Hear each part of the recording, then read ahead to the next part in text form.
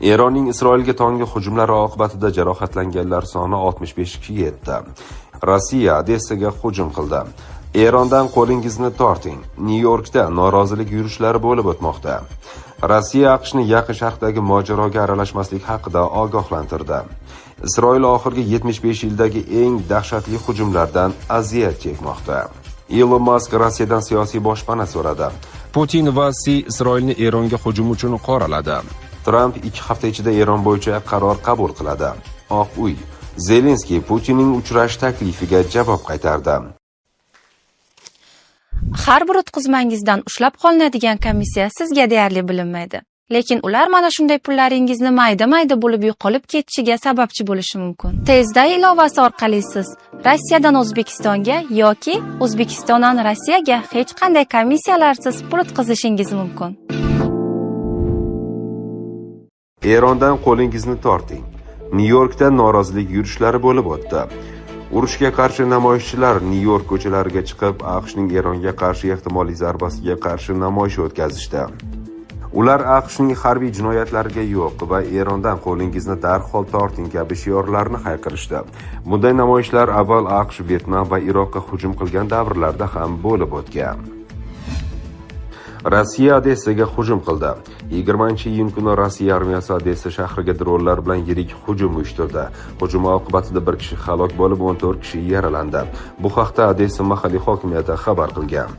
Qayd etilishicha, hujum oqibatida ko'p qavatli binolar va temir yo'l infratuzilmasiga zarar yetkazilgan. Mahalliy favqulodda vaziyatlar xizmati dron hujumi sabab 10 ta turar joy binosida katta yong'in yuzaga kelganini ma'lum qildi.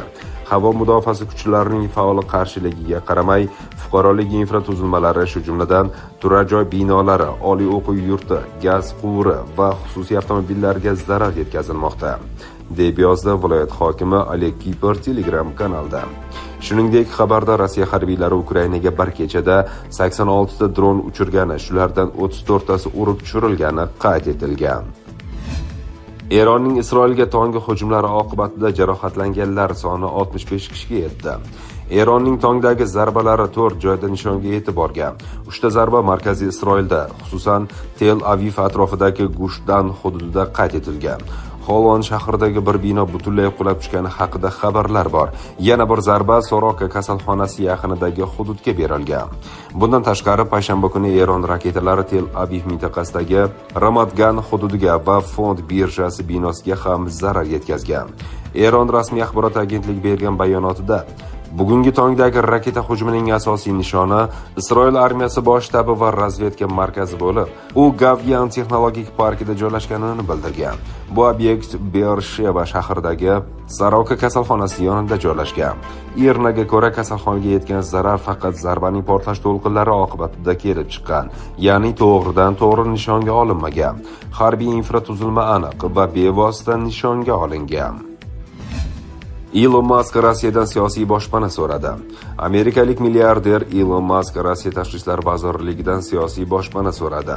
Bu haqda Rossiya Davlat dumasi spikerining o'rinbosari, Yangi odamlar partiyasi vakili Vladislav Davankov Sankt-Peterburg xalqaro iqtisodiy forumida ma'lum qildi. Menimcha, Elon Musk xatolarga yo'l qo'ygan, ammo bu xatolarni kechira olish kerak. Agar bu amalga oshmasa, biz uni doimo kuzatamiz, dedi Vladislav Davankov. Davankovning qo'shimcha qilishicha, Rossiya Tashqi ishlar vazirligidan boshpana berish bo'yicha javob 1 oy ichida kelishi kerak. Elon Muskning otasi Errol avvalroq Rossiyaga borgan edi.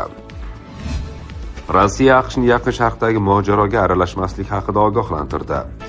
Biz Vashingtonni vaziyatga harbiy aralashuvdan ogohlantirmoqchimiz. Bu haqiqatan ham kutilmagan salbiy oqibatlarga olib keluvchi o'ta xavfli qadamdir, dedi Mariya Zakharova. Rossiya Tashqi ishlar vaziri rasmiy vakili aytishiga ko'ra, Eron Rossiyaga yadro qurolini tarqatmaslik shartnomasi majburiyatini to'liq bajarayotgani haqida aniq ma'lumotlar bergan, hamda Isroil hujumlarini to'xtatgan taqdirda Tehronning yadroviy dasturiga oid har qanday asossiz shubhali qarashlarni bartaraf etish maqsadida AQSh bilan aloqalarni tiklashga tayyorligini bildirib o'tgan. Putin va Si Isroilni Eronga hujum uchun qoraladi. 19-iyun kuni Rossiya prezidenti Vladimir Putin va Xitoy rahbari Si Szinpin telefon orqali muloqot qildi. Unda ikki yetakchi Isroilning Eronga bergan zarbalari uchun qoraladi va bu keskinlikni yumshatish zarurligiga kelishib olishdi. Bu haqda Reuters xabar qilgan. Prezident yordamchisi Yuriy Ushakov jurnalistlarga bergan intervyusida har ikki davlat rahbari Isroilning BMT nizomi va boshqa xalqaro huquq normalarini buzuvchi harakatlarini keskin qoralaganini aytdi. Bildirilishicha, Moskva ham Pekin ham hozirgi vaziyatda Eron yadroviy dasturi bilan bog'liq masalalarni harbiy yo'l bilan hal qilishning iloji yo'q degan fikrda. Bu yechimga faqat siyosiy va diplomatik vositalar orqali erishish mumkin. Isroil oxirgi 75 yildagi eng dahshatli hujumlardan aziyat chekmoqda. AQSh Markaziy razvedka boshqarmasi sobiq tahlilchisi Larry Johnsonning aytishicha, so'nggi 5 kun ichida Isroil so'nggi 75 yildagi eng halokatli zarbalarga uchradi. Uning fikricha, Tel Aviv Tehron bilan mojaroda yutqazmoqda va Isroil hukumatı buni tushunadi.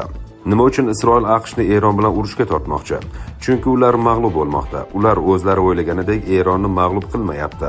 Bu kichkina odam o'zini buyuk jangchi deb o'ylab barga kirib mushtlasha boshlaydi va bunga dosh bera olmasligini tushunadi, deya tushuntirdi ekspert.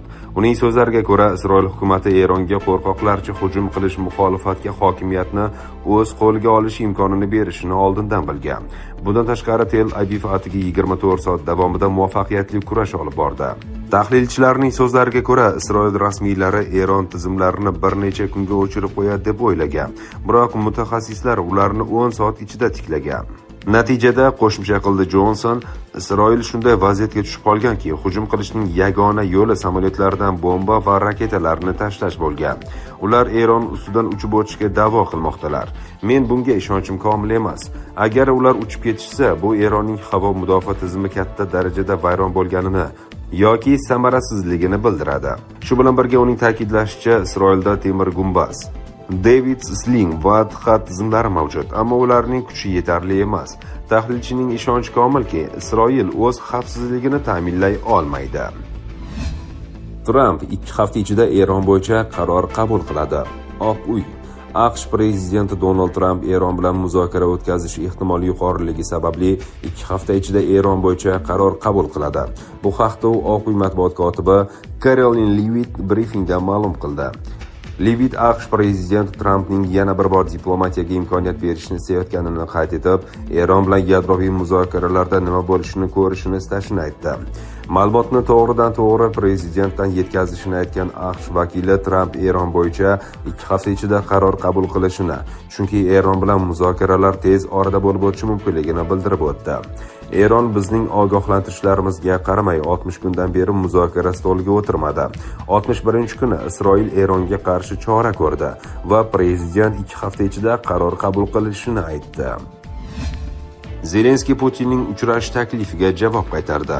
Ukraina prezidenti Vladimir Zelenskiy 19-iyun kuni video murojaatda Rossiya hozirda Eronning yadro dasturini saqlab qolishga urinayotganini aytdi. Siyosatchi Yaqin Sharqdagi vaziyatga munosabat bildirgan.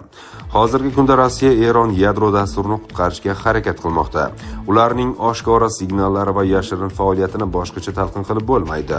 Ularning ittifoqchilaridan biri urush eksport qilish imkoniyatini yo'qotsa, Rossiya aziyat chekadi va aralashishga intiladi, dedi Zelenskiy.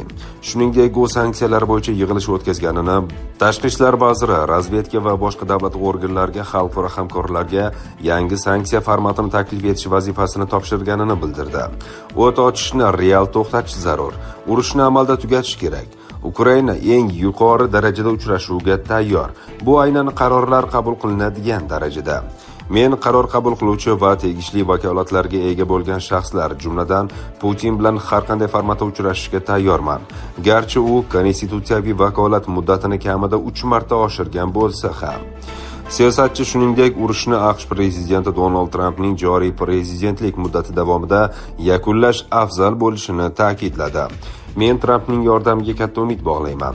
AQShning ta'siri juda muhim. Aynan mana shunday yordam bizga foyda beradi. Sanksiyalar kerak, diplomatiya kerak, xavfsizlik kerak.